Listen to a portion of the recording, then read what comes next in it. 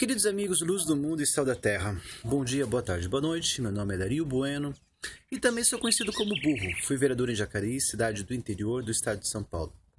Como sempre, começamos as nossas conversas. Bem-aventurado é o povo, cujo Deus é o Senhor. Salmo 144. E a promessa do Evangelho. Se você tiver a fé do tamanho de um grão de mostarda, nada lhe será impossível. E quero acrescentar, Oséias 4, capítulo 4, versículo 6. Por falta de conhecimento foi destruído o meu povo. E então, assim, sempre lembrando, que o conceito de fé que eu falo para vocês, eu retirei de um tratado sobre política, que é a República de Platão, e ele, define fé como uma etapa do conhecimento. E como uma etapa do conhecimento, a fé é um dos aspectos da opinião. Então a gente pode concluir a partir disso que quem defende a fé, precisa defender também, a opinião e a liberdade de opinião, a liberdade de consciência. Porque só assim a gente vai conseguir, aprimorar o nosso conhecimento. Só assim a gente vai conseguir seguir as pistas, para transitar do visível para o invisível, E esse Deus invisível, maravilhoso, que nos presenteou com essa criação magnífica, Então, assim, a gente precisa conhecer mais a sua criação, a gente precisa conhecer mais a sua graça, a sua misericórdia, E, assim, a partir dessa gratidão, a gente desenvolver a nossa generosidade, E a partir disso, desenvolvendo a nossa generosidade, a gente constrói uma comunidade mais próspera, mais feliz, mais agradável, Então esse é o objetivo da política, cuidar da cidade, E, assim, uma coisa que a gente precisa acrescentar também, é que buscar primeiro o reino de Deus e todas as coisas lhe serão acrescentadas, É exatamente política, a cidade, a gente precisa também lembrar que cidade, município e urbes, são três palavras que às vezes a gente, de maneira distraída, ou não também, não sei, a gente usa como sinônimos, mas elas são bastante específicas, Urbes é a infraestrutura da cidade, ruas, iluminação, esgoto, todo saneamento básico, abastecimento de água, áreas de lazer, ou áreas verdes, Então, assim, todos os equipamentos, constituem a urbes, E município, é a pessoa jurídica, do território, Então, você tem um território definido, esse território ele tem uma pessoa jurídica, tem uma administração autônoma, Então, faz parte de uma unidade federativa, O município é um ente federado, importante componente da União. E cidade é o convívio das pessoas, É aquilo que identifica, a maneira de ser dessas pessoas que moram em determinado lugar, se relaciona com uma determinada paisagem, Essa paisagem que influencia muitas vezes o comportamento das pessoas, a atividade econômica dessas pessoas, Porque um dos propósitos das pessoas se fixarem em algum lugar, é a expectativa, de prover o próprio sustento e das pessoas que são amadas por ela, Então, assim, então a gente precisa, cuidar da cidade, E assim, e claro que você cuidando da cidade, a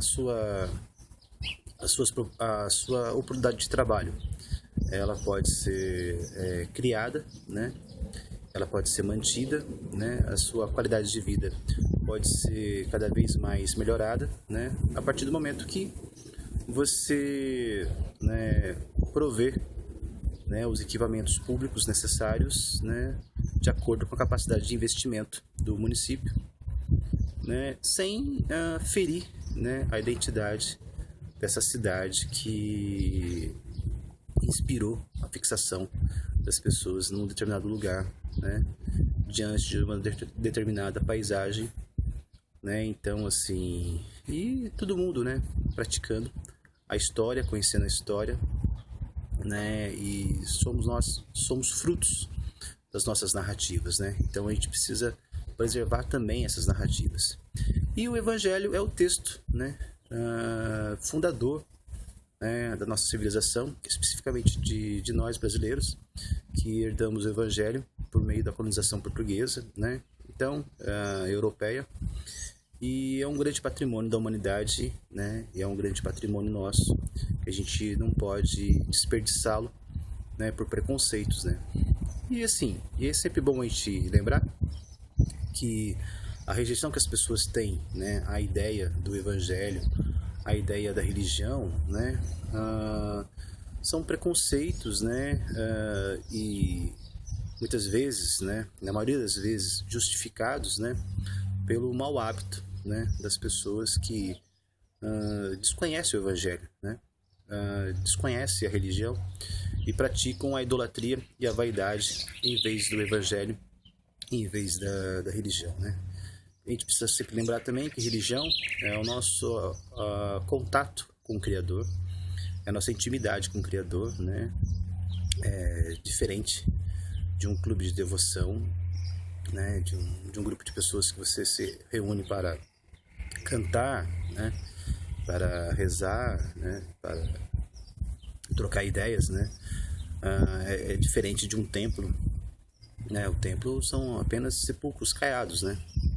Então, assim, são belas edificações, né, mas se o Deus vivo não estiver dentro, né, de cada pessoa, né, esses edifícios não passam de túmulos, né, sepulcros caiados, né. Então, assim, a gente precisa sempre, né, vigiar e orar. Vigiar é você observar os fenômenos ao seu redor, né, e orar é você refletir sobre esses fenômenos, né, pedindo a inspiração do Espírito Santo.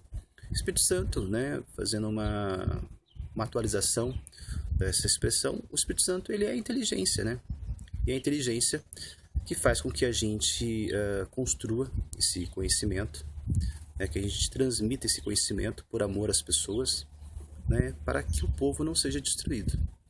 Então, assim, é gratificante a gente perceber que o Evangelho não é incompatível com conhecimento, não é incompatível com ciência, né? Quem faz essa acusação, muitas vezes faz sem conhecer o Evangelho, né? E, assim, quem fala mal do Evangelho, né, a gente precisa considerar que a pessoa possa estar falando mal do Evangelho por mágoa ou por rancor. Então essas pessoas não estão sendo mensageiras de conhecimento nenhum. Elas estão sendo conhecimentas da amargura e do rancor, né? Que, assim, claro, né, nós, por mais que a gente busque a paz, né, nós herdamos uma cultura de guerra, né? Então, assim, e muitas vezes, né, nós não somos preparados para enfrentar esses conflitos, né, ou diminuir o impacto e o alcance desses conflitos que herdamos, né. E isso tudo, né, a gente se aproximando do Evangelho, a gente reconhecendo Jesus como o caminho, a verdade e a vida, né, e sabendo que através dos seus ensinamentos poderemos nos aproximar do Pai, né, do Criador, né, a gente pode estar melhorando nossas relações, a gente pode estar fortalecendo o nosso convívio, né, e entender cada vez mais o que pode ajudar, né, no avanço das coisas, né, ou identificar aquilo que retarda o avanço das coisas e para que a gente possa interferir, né. Somos sal da terra, somos convidados a ser sal da terra, porque o Evangelho, ele é a vida em comunidade, né? Exige que a gente interfira, né? Não que a gente aceite e acomode as coisas como são, né? Então, assim, senão o povo hebreu não seria libertado do Egito, né? Senão o povo hebreu não seria libertado da Babilônia, senão Jesus não incentivaria a que todos os povos escravizados se emancipassem, né? E isso através do conhecimento, através da graça, né? E conhecereis a verdade vos libertará. Então, assim, para a gente transitar do visível ao invisível, a gente precisa ter liberdade, né? Para conhecer a verdade, né? E a verdade, ela vai, né, sempre se deslocando, né, conforme a gente caminha, porque essa verdade, ela é resultado, expressão do Deus, né, do Criador eterno e infinito. E nós, né, somos limitados, né? Então, assim, sempre aprenderemos um aspecto da liberdade, e esse é um aspecto da verdade, e isso vai se ampliando conforme a gente vai trocando com as impressões e a experiência, né, de outras pessoas, de outros seres, né? Então, assim, vida em abundância, essa Zoé em abundância, Zoé, essa vida interligada de todos os seres, né? Então, a gente precisa crescer bastante nisso. E a gente viu, né, o quanto a idolatria prejudicou Portugal, né? Um povo que conseguiu grandes glórias, né, e esplendor, e foi prejudicado pela idolatria, né?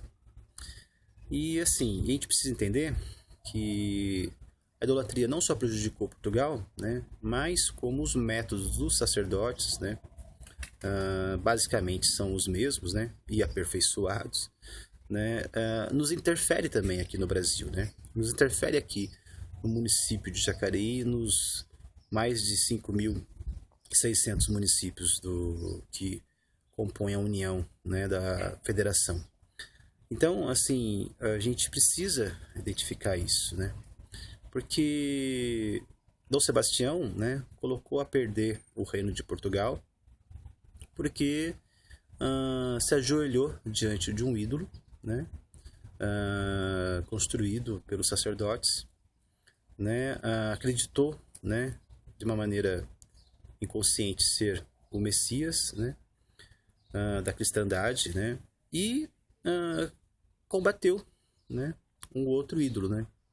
Então, assim, a coisa mais nociva da idolatria é você assumir um ídolo, né, e combater outros ídolos também, né. E o que gera toda a repulsa, né, que eu considero legítima das pessoas, a toda essa noção equivocada, né, de comunidade religiosa, né. Então, que tudo aquilo que a gente rejeita é idolatria, né. Então, assim, a idolatria, que é a mãe da guerra, né, a vaidade, que sustenta a idolatria.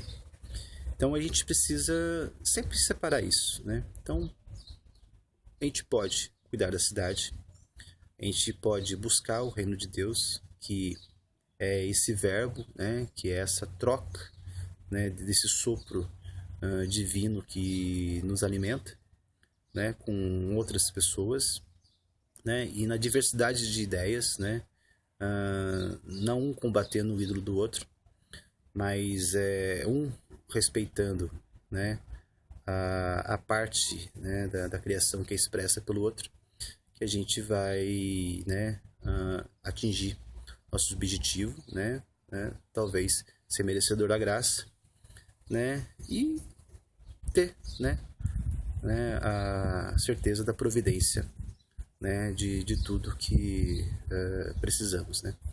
Então, caros caracteres para todos vocês, a gente continua falando sobre fé na política contra a idolatria.